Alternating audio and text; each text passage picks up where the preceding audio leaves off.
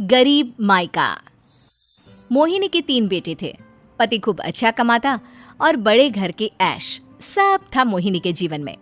लेकिन एक चीज जो नहीं थी वो थी सुकून। मेरी बहन और मेरा भाई दोनों गरीब, लेकिन मैं मेरे पास तो नोट की बरसात है। तभी मोहिनी की बहन वीना उसके दरवाजे आ जाती है। अरे मोहिनी, कैसी है? मेरे घर में ना सिलेंडर खत्म हो गया है। तेरे पास तो इतने पैसे हैं, भरवा देना मेरा सिलेंडर। पैसे जैसे ही आ जाएंगे मैं दे दूंगी। तभी मोहिनी का पति राकेश आ जाता है। क्या है वीना, ये अपने घर की परेशानी हम लोगों के घर ना गाया करो। तुम्हारी बहन को तुम लोगों पर तरस आ जाता है और वो पैसे देने लग जाती है। मुझे ये बिल्कुल पसंद नहीं है। ओ जीजा जी, नहीं, मैं तो वो बस अच्छा मैं चलती हूँ। वीना वहां से चली जाती है। उसके जाने के बाद अच्छा किया जो आपने सुना दिया। अरे न जाने क्या सोचकर मेरे घर आ जाती है कि जैसे यहाँ तो भंडारा भरा है। अरे कितना तो दे दिया। अच्छा जी, जरा 1000 तो देना। वो बिन्नी दीदी है ना, उनके घर जा रही हूँ। उनका पोता हुआ है तो मुंह दिखाई दे दूंगी। हाँ, उन लोगों के आगे तो शो ऑफ किया करो। वो खुद को बड़ा अमीर शो करते हैं ना, दिखा दे कि तू भी किसी से कम नहीं है। हाँ जी, इसी के लिए तो जा रही हूँ। मोहिनी तैयार होकर अपनी बुआ की बेटी के घर जाती है, जहाँ उसके पोते का कार्यक्रम चल रहा होता है। वहाँ वीना भी आई होती है।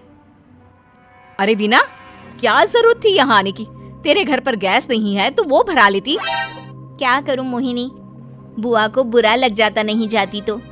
वैसे मेरे पास एक जोड़ा बच्चे का कपड़ा रखा था, वही अपनी चांदी के पायल के साथ देने जा रही हूँ। घर पर गैस थी नहीं, सोचा परिवार यहीं खाना खा लेगा, बाकी सुबह का सुबह देखा जाएगा। मोहिनी को बहन पर दया आ जाती है। वो पर्स से 1000 रुपए निकाल कर दे देती है। ले वीना, लेकिन पैसे वापस कर देना, तेरे जीजाजी हिसाब लेते हैं। मोहिनी भी क्या करती, गरीबी में बहन का सहारा ही उसके जीवन जीने का आधार था। फिर एक रोज, सुनिए, भाई के घर बेटी हुई है, मुझे माँ के पास जाना होगा। अरे उस घर में ना कूलर है ना एसी, कैसे रहोगी तुम? हाँ, वही सोच रही हूँ कि अकेली जाऊं, बच्चों को साथ ना ले जाऊं। चली जाओ, लेकिन ये जो तुम अपने गरीब परिवार से मिलने चली जाती हो ना, मुझे बिल्कुल अच्छा नहीं लगता। पता नहीं मैं भी कैसे मैनेज करती हूँ, लेकिन क्या करूँ। मोहिनी भाई भाभी के घर आती है। मोहिनी, कैसे आना हुआ? तू यहाँ हम लोगों के घर रह लेगी या फिर किसी होटल में रहेगी? क्या हो गया है माँ? मोहिनी को क्यों ऐसे बोल रहे हैं आप? अरे तू नहीं जानती अपनी ननद को, पैसे वाली है ना, तो ऐड कुछ ज्यादा ही है। मोहिनी को माँ की बात का बुरा नहीं लगता है, क्योंकि उसे पता ही नहीं चलता कि माँ उसे जली कटी सुना रही है। वो भाभी की बच्ची के साथ लेन देन करती है और वहाँ से चली जाती है।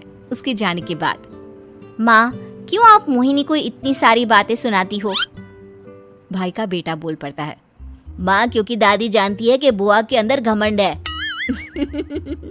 सही बोल रहा है मोहन। बहू भले तुझे ना दिखता हो, लेकिन मुझे और मोहन को दिखता है कि वो कितनी घमंडी है। मोहिनी मायके आती है, जहाँ गरीबी के कारण चीजें कम होती हैं। इस मोहन के बच्चे को काम पर लगा दो ना, किसी दुकान या किसी होटल में। बर्तन धो लिया करेगा, कम से कम 4 पैसे और आएंगे घर में। देख मोहिनी, माना तेरे पास पैसा है, लेकिन तेरे भाई के दिन इतने भी बुरे नहीं चल रहे कि वो अपने बच्चे की पढ़ाई रुकवाकर उससे बर्तन धुलवाए। मोहन माँ की ओर देखता है, जैसे आंखों से बोल रहा हो, देख लिया बुआ का हाल। हाँ मोहिनी, बात तो सही है, लेकिन अभी मोहन को पढ़ना है। आखिर तुम भी तो अपने दोनों बेटों को पढ़ा रही हो ना। मेरे बेटों से कैसे कंपेयर कर सकती हैं आप? अरे वो तो कलेक्टर बनेंगे। हाँ, कल को वो मोहन को नौकरी में रख लेंगे, क्यों? मोहिनी कुछ दिन और रहकर चली जाती है। धीरे धीरे दिन बीतता है। मोहन बड़ा होता है और कड़ी मेहनत से सफल भी हो जाता है। मोहिनी, माँ के जाने के बाद तो तुमने भाई भाभी के घर जाना छोड़ ही दिया, क्यों? वो क्या है ना, उन लोगों का घर छोटा है, मेरे बच्चे जाना ही नहीं चाहते। पर तुझे क्यों अचानक मायके की बात याद आ गई?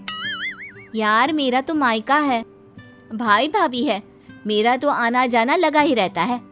हाँ, क्योंकि तुझे आदत है ना ऐसे छोटे से घर में और कम पैसे में रहने की। वैसे क्या खबर है आजकल मायके की अपने? अब वो घर छोटा और कम पैसे का नहीं रहा, क्योंकि मोहन तो बहुत बड़ा आदमी बन गया है। फिर क्या? मोहिनी भाभी को फोन करती है। मोहन किसी बड़ी कंपनी का मैनेजर हो गया है क्या भाभी? क्या ये सच है? हाँ मोहिनी दीदी, अब तो हम लोगों के गरीबी के दिन कट गए। आपके भाई ने कोई अच्छे कर्म किए होंगे जो हम लोगों का बेटा इतना अच्छा कमा रहा है। देख लो भाभी, पहले भी आपने कई गलतियां की थी, आप थोड़ा संभल कर चलना। भाभी को मोहिनी की बात समझ में नहीं आती कि वो क्या कहना चाहती है। फिर एक दिन वीना मोहिनी से कहती है, मोहिनी, हमारा भतीजा मोहन अच्छा कमा रहा है, क्यों ना मैं अपने बेटे की नौकरी के लिए उससे बात करूं। अरे बुआ का बेटा है, ये सोचकर मदद तो करेगा ना। हाँ हाँ, क्यों नहीं करेगा, उसके बुरे दिन में तो हम भी खड़े थे। मोहन को वीना फोन करती है और अपने बेटे की मदद करने की बात करती है। हाँ हाँ बुआ, क्यों नहीं, आप सिद्धार्थ को भेज दें, मैं अपनी ही कंपनी में उसकी नौकरी करवा देता हूँ। दिन बीतते हैं, अब वीना के हालात भी अच्छे हो जाते हैं। क्या बात है वीना, तूने भी कार ले ली, वो भी इतनी अच्छी। हाँ मोहिनी, अपने भतीजे के कारण तो हम लोगों के दिन अच्छे हो गए। उसने सिद्धार्थ की नौकरी लगवा दी है, वो भी शानदार। ठीक है, लेकिन पैसे ख्याल से खर्च करना।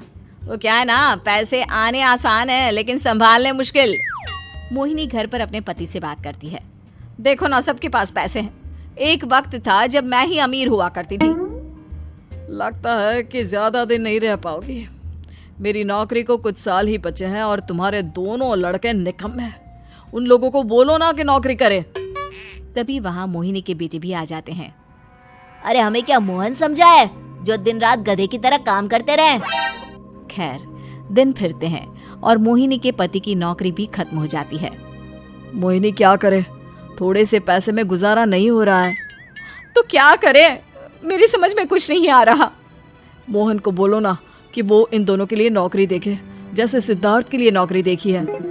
मोहिनी क्या कहती, उसे अपने वो दिन याद आ जाते हैं जब उसने भाभी से मोहन को नौकर बनने की सलाह दी थी। क्या हो गया, क्या सोच रही हो मोहिनी? यही कि वक्त कभी भी किसी का भी पलट सकता है, ऊपर वाले से डर कर रहना चाहिए।